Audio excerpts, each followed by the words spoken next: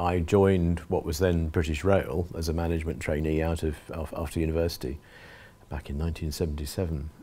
At the time, it was the least well-paid job, but I thought appeared to be the most interesting. So I had 17 years with British Rail before privatisation, and then set up Midland Main Line and saw it privatised. National Express got the franchise, and I was appointed to their board after 2 years with them, set up their trains division.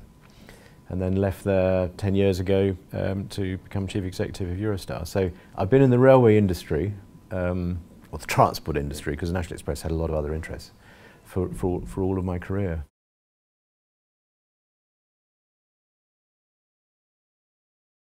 You need to surround yourself with really good people, and ideally they are better than you are.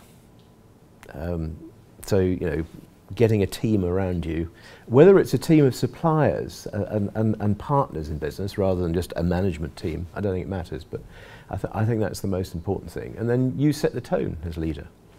And one of the things which, I mean, that's scary about leadership, over time, the organisation you lead so often begins to reflect your sort of personal character and personal style and your personal values. So, you know, remember, you set that style and you can influence it for the benefit of the organisation and the business. There is no substitute to face-to-face communication.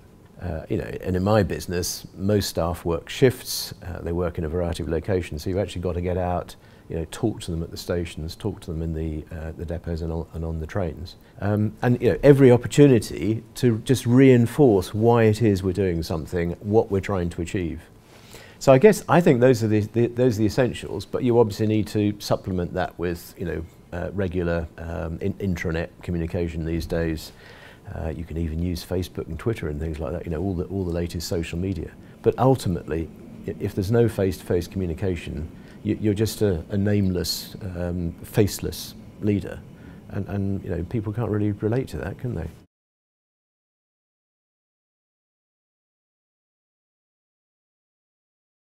I think mostly in the early days, and when I first went, which was 10 years ago now actually, as Chief Executive, the business was losing market share, sales were declining year on year, punctuality, which is probably the most important thing for passengers, was also awful.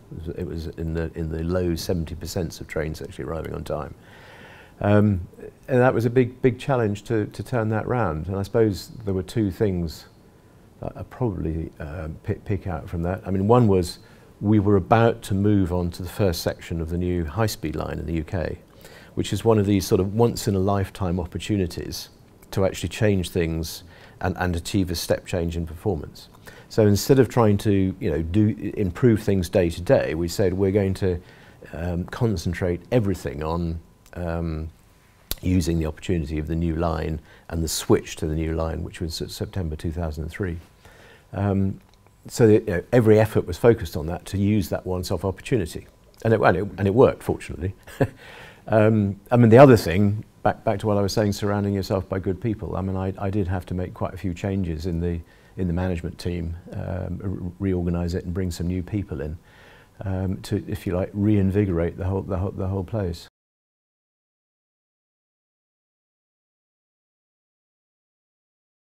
That's always one of the painful things, because, you know, if you bring in new people, it essentially means that some of the existing people have got to move on. But and yet you have to remember, you're here to run and make the organisation successful, and actually you're letting down people lower down the organisation if you don't get the right people at the top.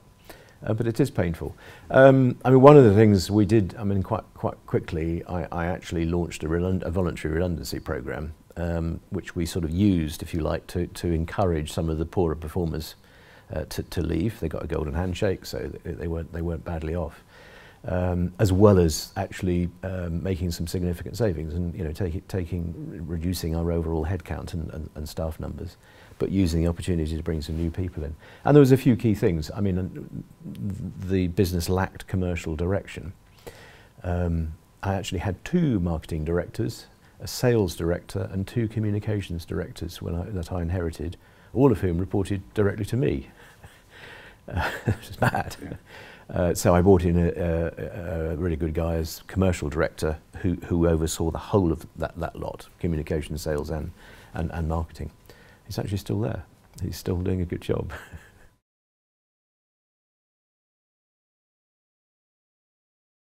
I mean, in my industry, sadly the guy's dead now, but Sir Robert Reid, who was chairman of British Rail for about 5 years, I think, at a sort of crucial time in my career with British Rail.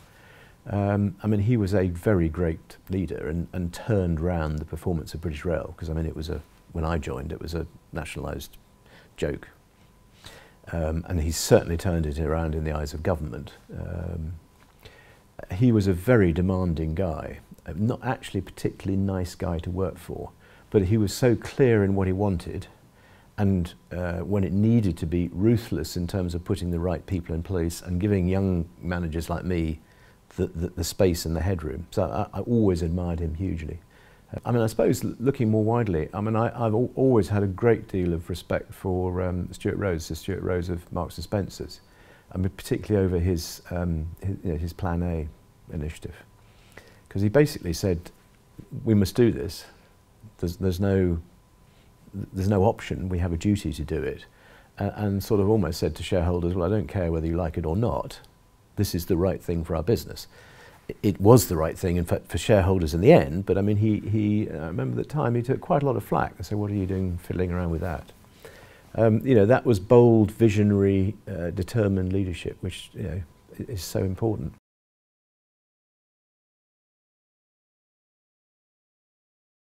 Back in the days when I was working in the Derby with Midland Main Line, in the very early stages running up to privatisation, and I don't really remember, there was a national signalman strike for rail track, as it then was, over a period of many weeks, and they were on strike for 1 or 2 days a week for about 10 weeks. And I remember the very first strike, everybody assumed that the railways would stop operating. And we then, having talked with our people in Railtrack, they said, well, actually, we could open the signal boxes on Midland Main Line and run trains if you wanted. And our initial reaction was said, we can't do that because the unions will be so angry that we'll get picketed, we'll get picked on, you know, we'll get blacked. It would be disastrous. And then we said, well, hold on a minute. We're here to provide a service to passengers, not to make the unions happy. We'll run a service because we've got a duty to. And I remember that day when we did that, everybody was really, well, the management team were really quite apprehensive as to what the union reaction was going to be, because the RMT, ASLEF, pretty tough unions actually.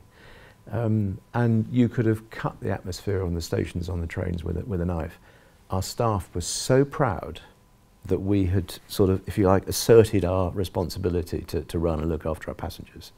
And I think that one thing changed the outlook and the culture and the attitudes more than anything else, actually.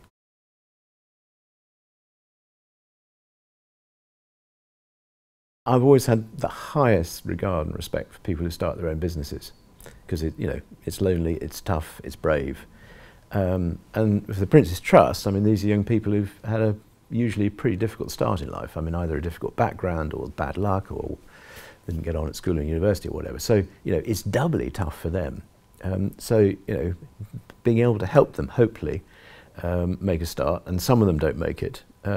I just find it immensely rewarding personally to feel that you're helping them, and I have the highest regard for them, actually setting out on this journey. Well, I think you'll gather, I think Derby's a fantastic city, and I wouldn't still be living here if it wasn't. I mean, what's great about Derby is its people. People don't here have much of an edge. They're just straightforward, common sense, get on with it type of people. And it's a human scale. But we have this fantastic heritage of I guess, engineering, and high-tech engineering in Rolls-Royce, in Bombardier, in Toyota, and dozens of other sort of medium and smaller sized companies. So I think the city has got a great future. What we have to do, I think, is to, we need to nurture that more, because I think in the past, as a city, we've not really valued the presence of Rolls-Royce or celebrated as much as we should. And frankly, we should be trying to suck in some of that into the city. Because one of the things which actually is sobering about Derby, there is a bit of a gap between quite a lot of the city, and particularly some of the southern wards. High unemployment, relatively low educational attainment, and this incredibly high-tech, successful sector of if you like, transport equipment, aerospace and trains and cars. And I think we need to work much harder as a city at bridging that gap. Well, I'd probably say I'm not very good at it, but I must be reasonably good at it to have survived. I mean, I'm very good at switching off. And when I was chief executive, which is a sort of 12, 15-hour day, 5, 6 days a week, full on, and even at weekends you can't totally relax. I do relax, both at night. I sleep soundly, and I'm pretty jealous about my sleep actually. And I'm not ashamed of switching off and doing completely different stuff at weekends. So I think you need to have that, recovery, refreshment time. Managing time. I'm not very good at saying no to people actually, so things tend to creep in the diary, but I suppose actually I am quite good at ignoring the noise, because you get all sorts of people coming to you wanting stuff, and I'm perhaps a bit rude. I ignore most of it. So I suppose, what's the secret? Staying focused on what it is you've got to do that day, that week, that month. I've lived in other places. This is a very friendly, welcoming city, and it's a human scale. You can sort of get to know people right across the spectrum. So that's what I love about it. I mean, it's got some nice buildings and beautiful countryside, but so a lot of other cities. But the people are what really make Derby.